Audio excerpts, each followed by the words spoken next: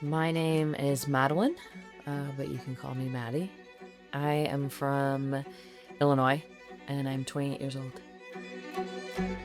I started working at a gym in high school just because it seemed like a really cool place to be. I loved, just being around there. One day, I saw my friends in there lifting really heavy. I was struggling with an eating disorder, and I was just kind of going to the gym to do cardio or like going down the stairs or anything. My idea of fitness was pretty warped.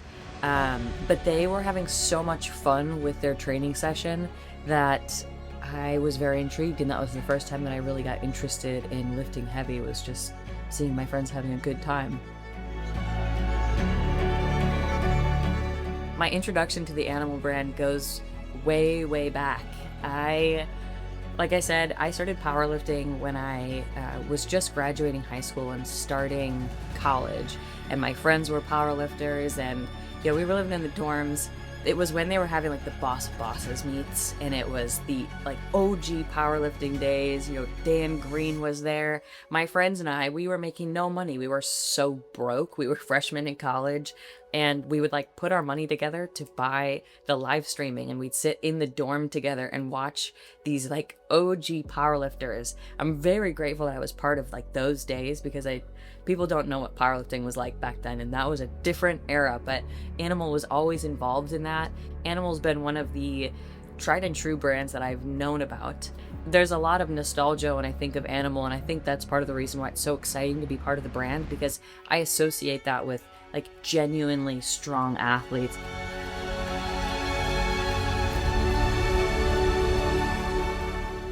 Where do I think my legacy is going to be, or what do I hope my legacy to be? I think legacy is an evolving concept for me, because as I'm getting older, I am a person of faith and trying to build my ideology around that.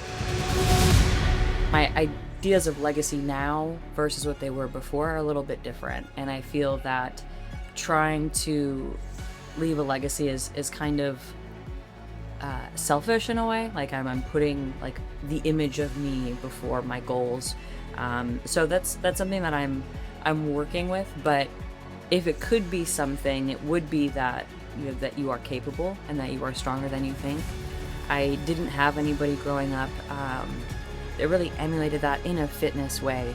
But my mother, she was widowed, and I have a sister that has a traumatic brain injury. We've been through a lot of trauma, and my mom just led by example of, I have to do what I have to do to make our family thrive and survive. So I've kind of always adopted that, and I'm very grateful that I've had a role model that was just strong, like inside and out. So if I could impart a legacy, it would really just be like this ideology that you are so much more capable than you think that you are.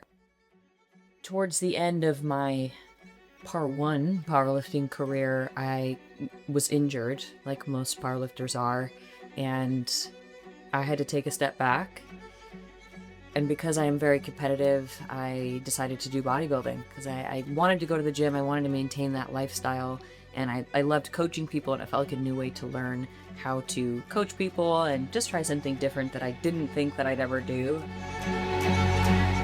Working with Animal has really inspired me to go back to powerlifting and go back to my roots. So coming up, I will have my first powerlifting meet back, and that will be in a couple months from now. So that's really the next thing for me.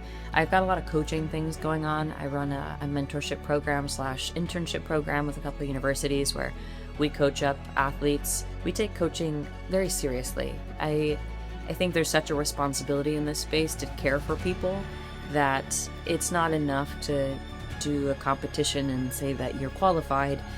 So in my business, we like to really make sure that we're educating coaches thoroughly and giving them experience to make mistakes and build programs and have guidance. So really, really building the coaching space and continuing to progress in powerlifting again.